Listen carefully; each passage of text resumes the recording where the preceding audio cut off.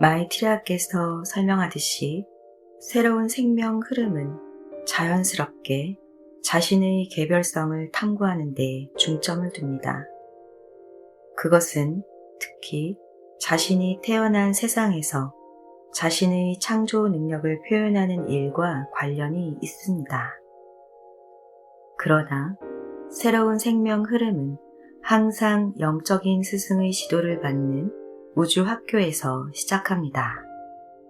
따라서 새 생명 흐름은 자신은 개별 자아보다 더 큰 존재의 일부이며 깨달은 스승의 애정어린 안내를 받고 있다는 것을 어느 정도 인식하고 있습니다. 스승의 목적은 무한과 하나가 됨으로써 영적으로 자급자족하는 지점까지 이 생명 흐름을 데려가는 것입니다. 어떤 사람들은 이것을 깨달음이라고 부릅니다.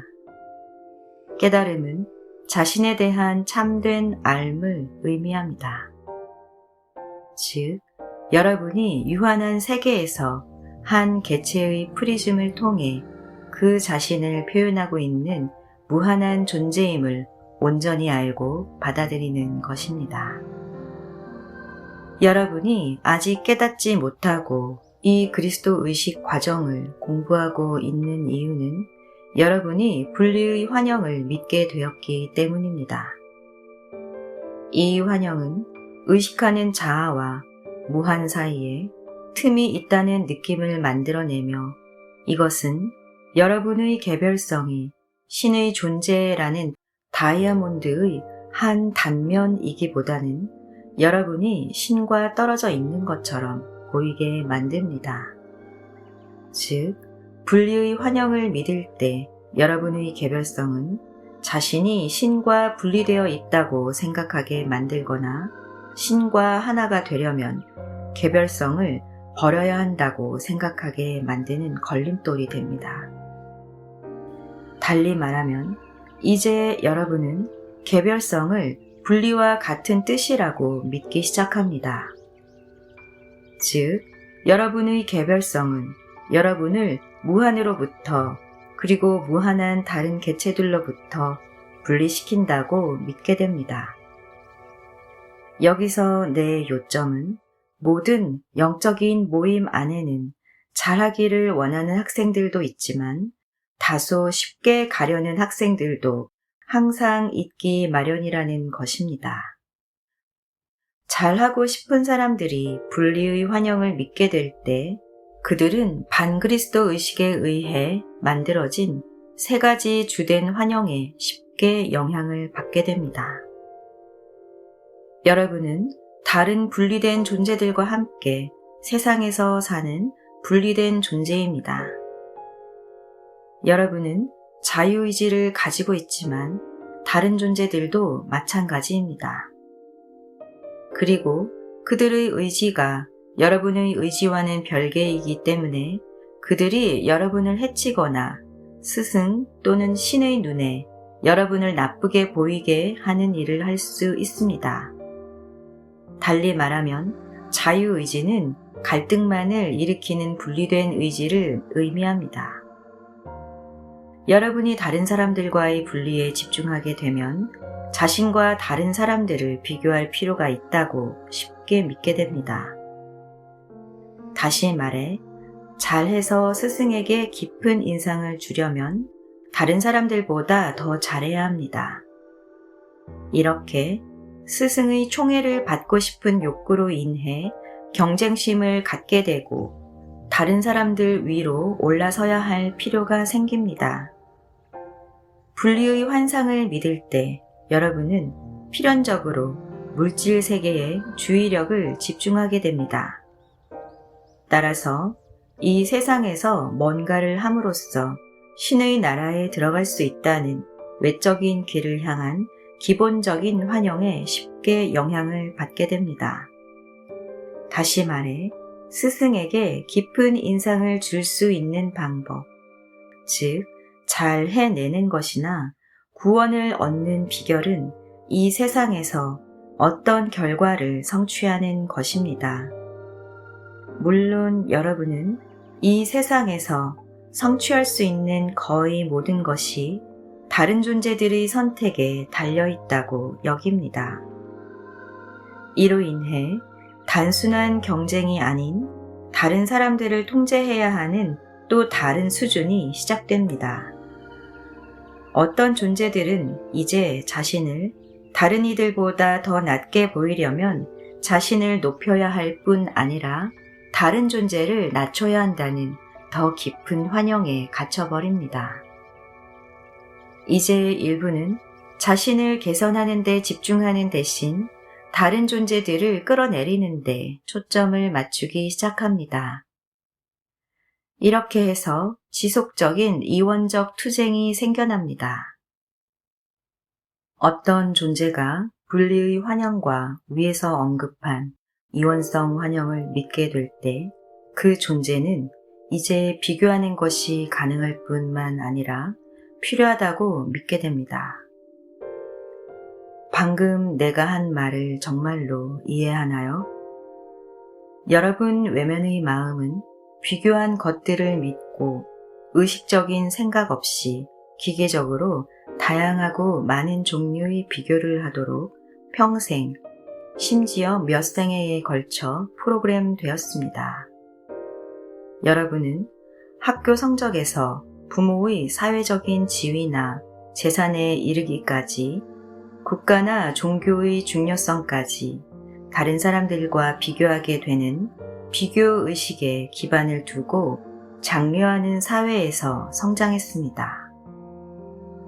다시 말해 여러분 외면의 마음은 물질 세계에서 비교하도록 너무 철저하게 프로그램 되어서 여러분의 의식하는 자아가 블랙홀과 같은 이 비교의식의 소용돌이에서 벗어나기 위해서는 큰 노력이 필요합니다.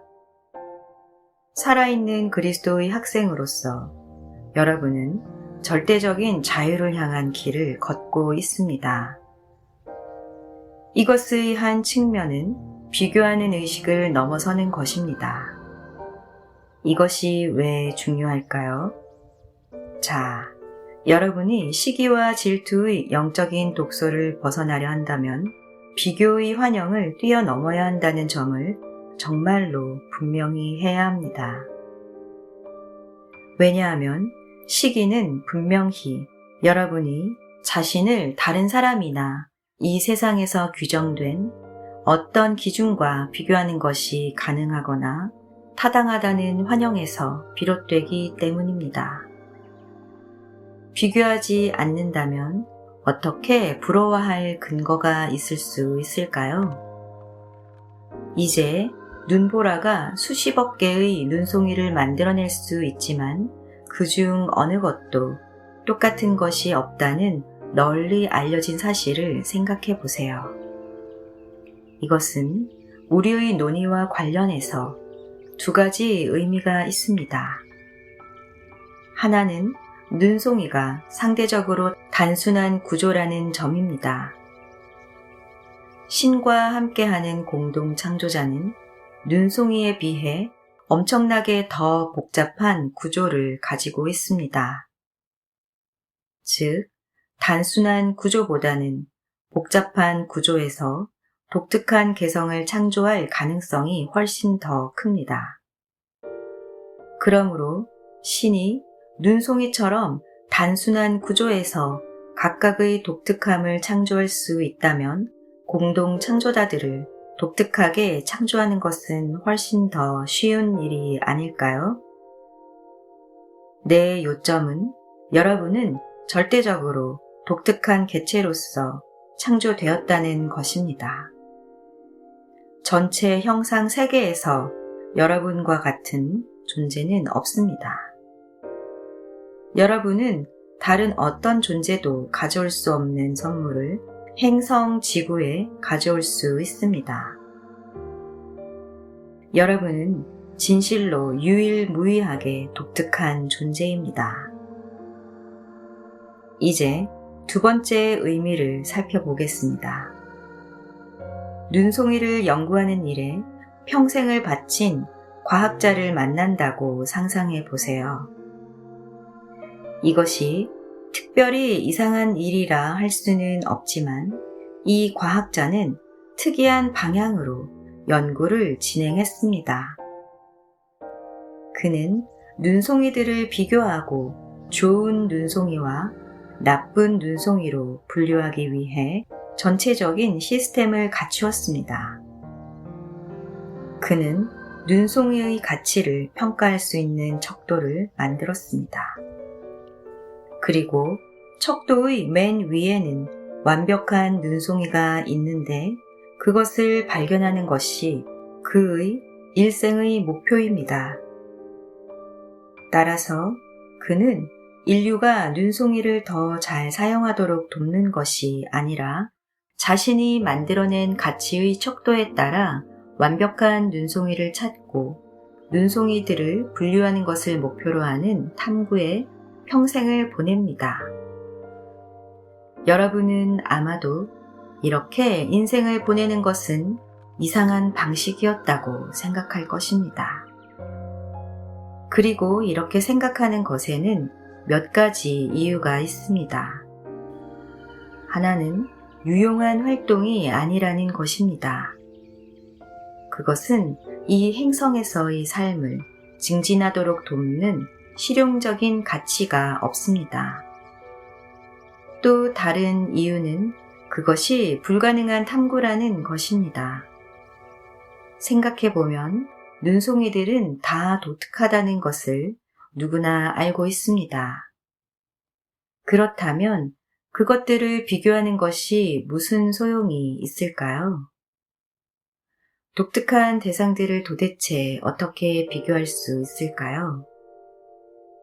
그리고 눈송이와 같은 것에 부여하는 가치가 어떤 의미가 있을까요? 여러분은 정말로 좋은 눈송이와 나쁜 눈송이가 있다고 말할 수 있나요? 완벽함은 불완전한 것과 비교할 수 있다는 것을 전제로 합니다. 그런데 그것들이 모두 독특할 때 어떻게 단일한 눈송이가 있을 수 있을까요? 그렇다면 각 사람이 독특한 개인이라면 사람들을 비교하는 것이 무슨 소용이 있을까요?